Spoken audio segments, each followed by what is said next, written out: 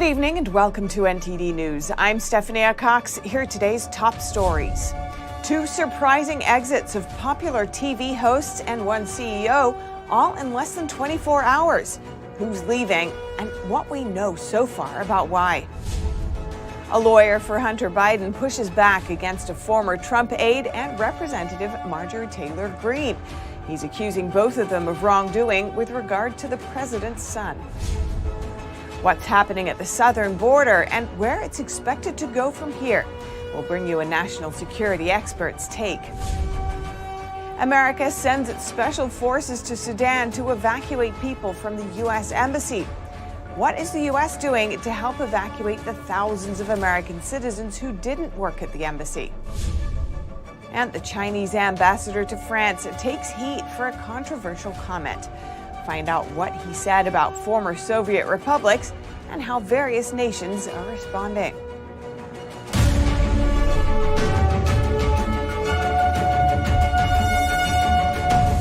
Two major departures in the news industry. Fox News is parting ways with primetime host Tucker Carlson, while CNN fires host Don Lemon.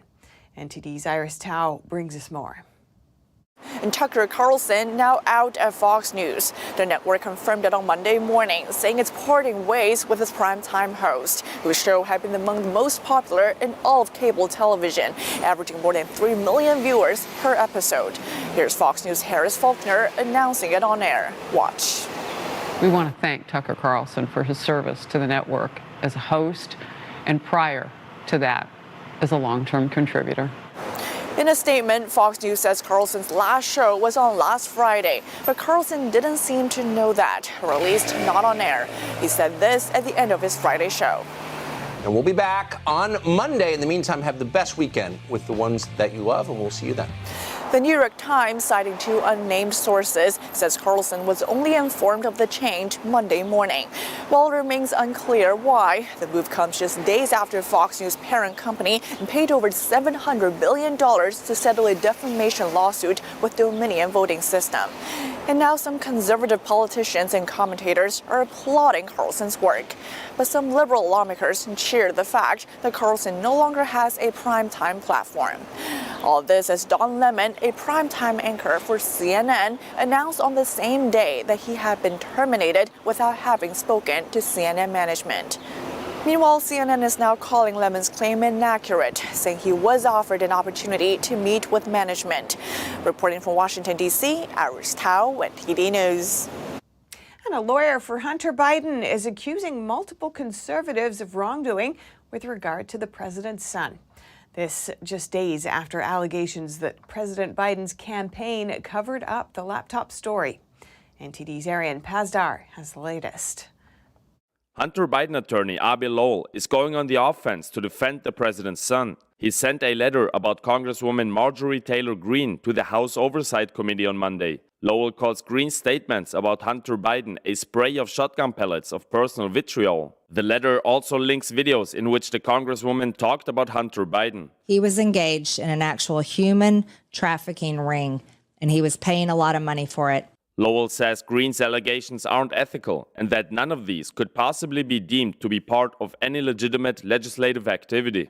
After the letter was sent on Monday, Greene tweeted that the entire government has proof Hunter Biden was involved in human sex trafficking, and they have done absolutely nothing about it. But just imagine if Hunter's last name was Trump. Meanwhile, on Monday, Lowell also sent a letter to the Treasury Department's Office of Inspector General. He says that former Trump White House aide Garrett Ziegler published 5 suspicious activity reports related to Hunter Biden. Unauthorized disclosure of such reports can be prosecuted. These 2 letters come just days after allegations came out of President Biden's campaign covering up the Hunter Biden laptop story. The campaign at the time dismissed the laptop story as Russian disinformation. Republican Senator Ron Johnson on Sunday said they wrote a letter to interfere in our election to a far greater extent than anything China or Russia could ever hope to do.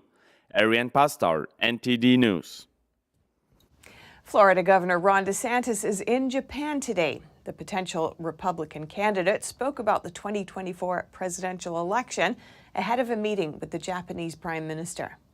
I'm not a candidate, so we'll see if and when that changes. And I know many Floridians, and certainly my wife and I, we have great regard for the Japanese people, Japanese culture, and really appreciate what a great ally Japan has been to the United States over many, many decades.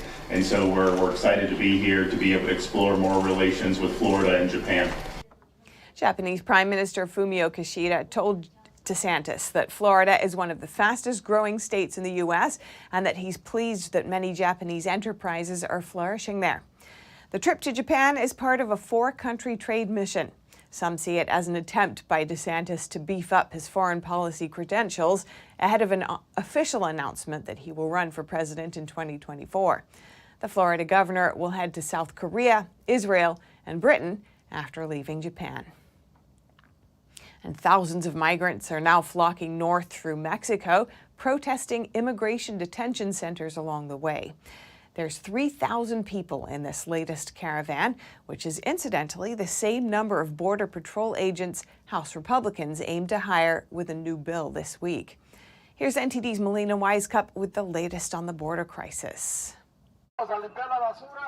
A mass protest flooding the streets of Tapachula near the Guatemalan border, demanding an end of detention centers like the one that migrants set on fire last month, killing 40. The bloodshed demands justice. For this reason, we walk. Let's go. Calling it a mass protest procession, the migrants set out on Sunday by foot, hoping to reach Mexico City in 10 days, with the ultimate goal for some being to reach the U.S. Where all of us want, the United States, to fight for a better future for my daughter here and another one I left in Honduras. Most of them are Venezuelans, but authorities say some of them are from China and other Asian countries. But House Republicans are now trying to restrict the use of the CBP One app. The goal here is to prevent migrants from being able to use this app to schedule appointments at the border where they can then make their asylum claims. That's just one proposal that's included in the House Republicans' recently announced border security package. This package also aims to restart construction of the border wall. Meanwhile, other lawmakers are turning their focus to illegal immigrants who are currently here in the states. Here's the proposal that House Democrat Congressman Lou Correa recently explained to us. Anybody who's come into the country before 2015 can apply for change in status.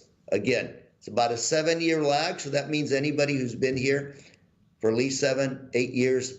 The number of people taking the trip, around 3,000. That's also about how many Border Patrol agents the House GOP plans to hire, as presented in their new border security package. That's another proposal that's highly unlikely to garner support from both sides of the aisle.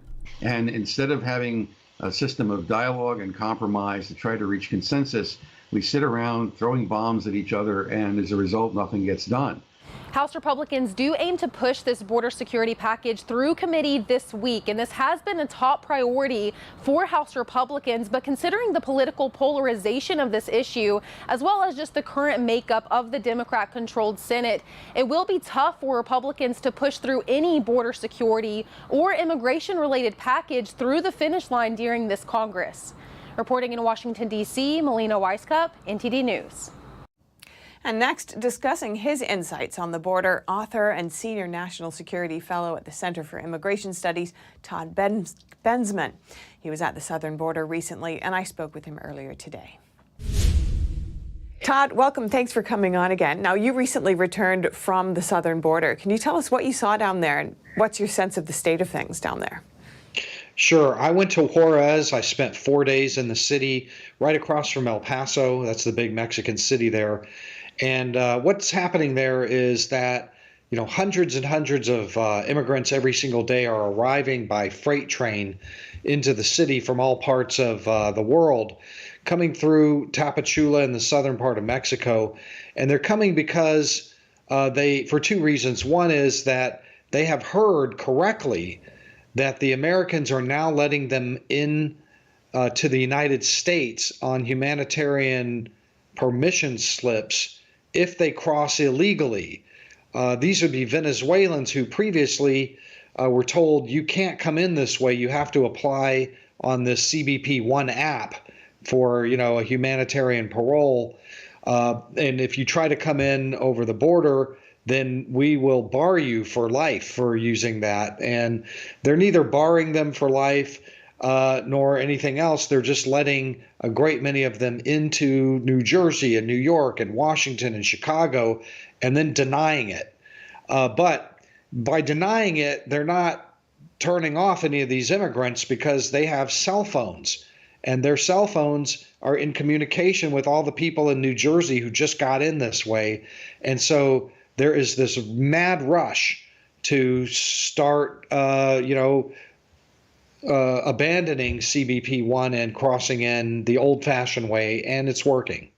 And in addition to that, you're expecting to see a tidal wave of illegal immigration come the end of Title 42. So what exactly are you predicting?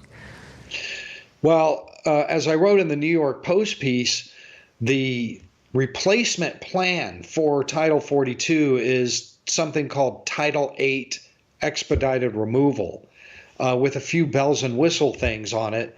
But the bells and whistles are essentially loopholes and workarounds and in-runs, every one of them.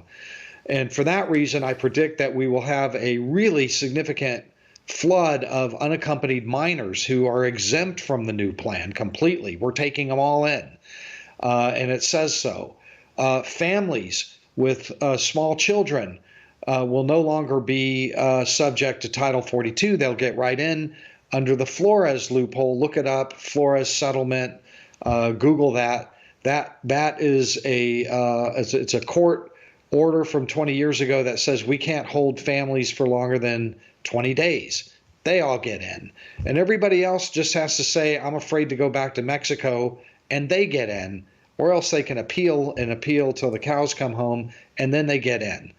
So for those reasons, I predict that we will see a very significant surge at the physical border, and so does the Mayorkas DHS, because they are surging aircraft, buses, human resources, material, National Guard, everything to facilitate the quicker, a very quick entry into the United States of all these masses of people so that they don't build up for the TV cameras. And Todd, do you expect what's happening at the border right now, to affect the campaigns leading up to the 2024 presidential election? Well, I think as more millions of people come in, it is likely to affect the fortunes of the Democrats more than the midterms did, because there were only 4 million people in. By the 2024, we should have 8 million people in. And that's going to be felt a little bit more. And I don't think they're going to be able to be successful in not creating large encampments and, aggregations of humanity down there at the border that will attract international media attention either. Try as they might to move them all into the interior as fast as possible. It's not going to work, I don't think. Fascinating. Thank you so much. Todd Bensman, Senior National Security Fellow at the Center for Immigration Studies and author of the new book, Overrun: How Joe Biden Unleashed the Greatest Border Crisis in U.S. History. Really appreciate it. Thank you. The former Minnesota police officer who killed Daunte Wright was released from prison today. Kimberly Potter served 16 months of her 2-year sentence for fatally shooting the unarmed 20-year-old during a 2021 traffic stop. She has said she mistook her gun for a taser. During her trial, Potter apologized, saying she never meant to hurt anyone. Potter is now on supervised release until December, when her sentence expires. Her attorney says she's planning to live in Wisconsin and not return to Minnesota. Over the weekend, the United States sent special forces into Sudan to help evacuate about 100 people from the U.S. Embassy. Several other countries have also been evacuating their citizens as intense fighting continues in Sudan. NTD's Jason Perry gives us that update. A decision to suspend operations at the embassy, remove our personnel from their assigned posts, is among the most difficult that any secretary has to make. But my first priority is the safety of our people. On Saturday, the United States sent special forces to evacuate U.S. government personnel and their dependents from the U.S. Embassy in Sudan. The U.S. military used helicopters that flew from a base in Djibouti, about 750 miles from Khartoum, the capital of Sudan, where the embassy is located, and also where most of the fighting is going on. Monday is the 10th day of intense battles between the Sudanese armed forces and the paramilitary group called the Rapid Support Forces, or RSF. The two groups have a disagreement about when the RSF should integrate into the Sudanese armed forces, which would cause the RSF to lose much of the power it currently has. We've also continued to engage directly with General Burhan and General Hamedi to press them to extend and expand the Eid ceasefire to a sustainable cessation of hostilities that prevents further violence and upholds humanitarian obligations. But after agreeing to multiple ceasefires, both sides have not stopped fighting for very long. So far, over 420 people, including 264 civilians, have been killed and over 3,700 wounded in the fighting between the Sudanese armed forces and the RSF. Several other countries have also been evacuating people. Among them are Germany, which says it flew out 311 people so far. Italy says it flew out more than 100 evacuees. South Korea said it evacuated 28 of its citizens. And evacuations are also being done by sea. A Saudi Arabian ship evacuated 199 people from Sudan. Sudan residents have fled the country not only by air and sea, but also by land. Several buses were seen crossing into Egypt early Monday. After first saying Americans should not expect a government-coordinated evacuation, National Security Advisor Jake Sullivan outlined a change in plans. At the President's direction, we are actively facilitating the departure of American citizens who want to leave Sudan, as the State Department has been urging them to do for years. We have deployed U.S. intelligence, surveillance, and reconnaissance assets to support land evacuation routes, which Americans are using, and we're moving naval assets within the region to provide support. American citizens have begun arriving in Port Sudan, and we are helping to facilitate their onward travel. Jason Perry, NTD News. And turning to international politics around Ukraine. A Chinese ambassador is taking heat for a comment he made, and tensions are rising in the United Nations with Russia at the head of the Security Council. The Chinese Communist regime's ambassador to France, Liu Xiaoye, caused an uproar over the weekend when he suggested that former members of the Soviet Union are not sovereign nations. This includes nations like Estonia, Latvia, and Lithuania, as well as Ukraine, and a handful of Central Asian countries, among others. Speaking on French TV, the ambassador said, quote, "Even these ex-Soviet countries don't have an effective status in international law because there was no international agreement to materialize their status as sovereign countries." The Chinese ambassador was responding to a question about whether Crimea is part of Ukraine. European nations, including France, Ukraine, and former Soviet republics, have criticized the comments and asked for clarification. The Chinese regime on Monday tried to distance itself from Liu's comments. China's position on relevant issues has remained unchanged. About the issue of territory and sovereignty, China's position is consistent and clear. Tensions are also rising in the United Nations over the issue of Ukraine. The Russian foreign minister chaired the meeting of the UN Security Council on Monday, as Russia holds the monthly rotating presidency of the Council for April. In his speech, the Russian diplomat said, As was the case in the Cold War, we have reached a dangerous, possibly even more dangerous threshold.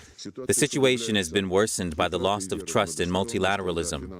The UN Secretary General, who was seated next to the Russian foreign minister during the meeting, condemned Russia for the war. Russia's invasion of Ukraine, in violation of the United Nations Charter and international law, is causing massive suffering and devastation to the country and its people. At the same Security Council meeting, the sister of Paul Whelan, a former U.S. Marine jailed in Russia, called on Russia to release her brother. Russia's less than sophisticated take on diplomacy is to arbitrarily detain American citizens in order to extract concessions from the United States. This is not the work of a mature and responsible nation. It is the action of a terrorist state. And I am here to tell Russia, free Paul Whelan.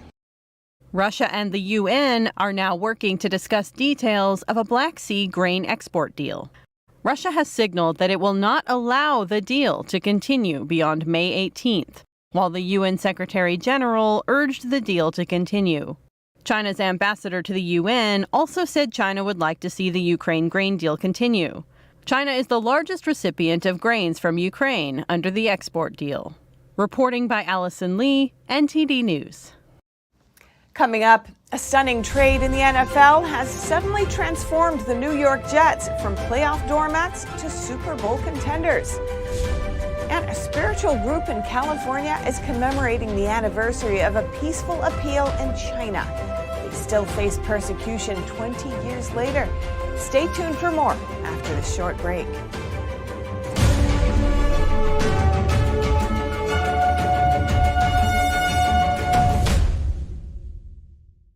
Henry Repeating Arms manufactures a line of classic American-made rifles and shotguns. With over 200 models to choose from and a wide variety of finishes and calibers, there's a Henry that's right for you. Every purchase is backed by our lifetime warranty and award-winning customer service. We invite you to order a copy of our free catalog and decals. Simply call the number on your screen or visit henryusa.com. That's henryusa.com.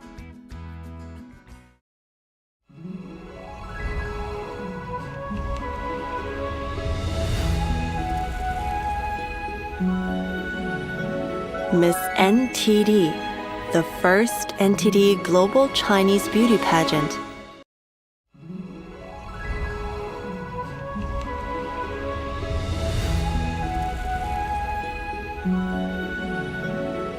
Miss NTD, Gold Award, $10,000.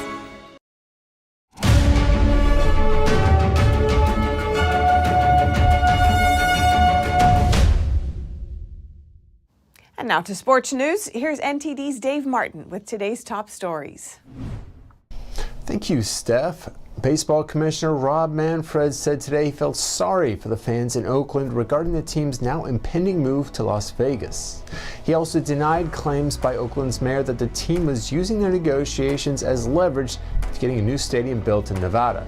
Last week, the A's announced plans to purchase land for a new retractable roof ballpark near the Vegas Strip that could be ready by 2027. This came after failed negotiations to build a new stadium in the Bay Area. Oakland Mayor Sheng Tao said, quote, "It is clear to me that the A's have no intention of staying in Oakland and have simply been using this process to try to extract a better deal out of Las Vegas." Manfred disputed that, though, saying owner John Fisher negotiated exclusively with Oakland for years before looking elsewhere. As for the deal with Vegas, there are no specifics on the financials except that it will be a public-private partnership. The A's have been in Oakland since 1968. Meanwhile, Forbes magazine recently valued the franchise at just under $1.2 billion. And for your sports viewing schedule tonight, plenty of playoff action. First in the NBA, a couple of Game 4s as Miami, already up 2-1, hosts Milwaukee, which may still be without the injured Giannis Antetokounmpo. And in LA, the Lakers look to take a commanding 3-1 lead as they face Memphis. And for you hockey fans, another quadruple header of Game 4s tonight. First in New York, the Rangers host New Jersey, looking to take a 3-1 lead. And in Tampa Bay, the Lightning face the Maple Leafs, trailing 2-1. In the later games, Vegas plays at Winnipeg as the Jets need a win to even the series at 2. And in Seattle, the Avalanche look to take a 3-1 lead on the road against the Kraken. And finally, for you baseball fans, 11 games tonight, including the Tampa Bay Rays, who had 19-3 of the league's best record and are a perfect 13-0 at home. They host the defending World Series champion Houston Astros. And that is it for your sports news today. Steph, back to you. Thanks, Dave. And breaking news from the NFL, as the Green Bay Packers are trading four-time MVP Aaron Rodgers to the New York Jets, according to multiple reports. New York will send Green Bay multiple draft picks in return. The news comes 6 weeks after Rodgers declared on the Pat McAfee show that he intended to play for the Jets in the upcoming season. And lastly, Tomorrow is the 24th anniversary of a spiritual practice's peaceful appeal in China. Over the weekend, Californians commemorated the day by raising awareness of the group's persecution under China's communist regime. NTD's Jason Blair has that story. Here in San Francisco, practitioners of Falun Dafa are commemorating a peaceful appeal made in 1999 when the Chinese Communist Party first started persecuting the practice in China. On April 25, 1999, about 10,000 Falun Dafa practitioners stood outside of a government office in Beijing, China, to peacefully call on the Chinese Communist Party, or CCP, to end the harassment and suppression of their peers. CCP's police will try to arrest the Falun Dafa practitioners. And that's when they try to go to this police department and they will say, oh, you got to go to such office to do this and such office to do that. And eventually they went to the Beijing Zhongnanhai, that office, the government office. The practitioners appealed for three things: a free environment to practice their faith, the release of 45 Falun Dafa practitioners who were detained in the city of Tianjin at the time, and for all Falun Gong books to be legal in China. That appeal has not been forgotten even overseas 24 years later. Fearing the growing popularity, the CCP began cracking down on the practice nationwide in July 1999. The police in the labor camp, they put cold water, those crazy cold water on to just people, So, and they also don't like people to eat, and they don't like the people to sleep. So my dad was in the labor camp, and then caused him also some house issue after he got out.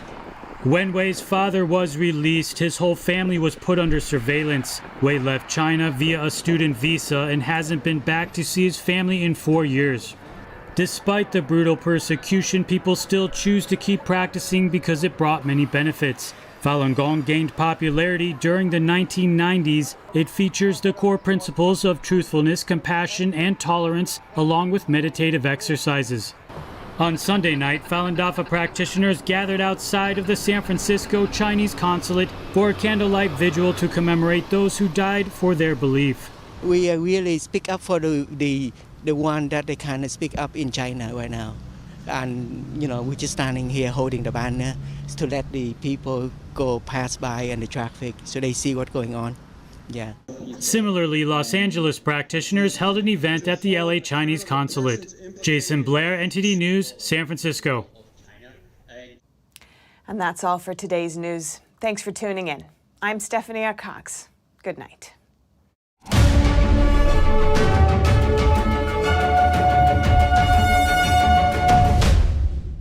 Thanks for watching us on YouTube. Did you know YouTube only keeps selective videos on its platform? So if you want to make sure you get the full picture, just subscribe to our newsletter. Go to newsletter.ntd.com and sign up. It's free.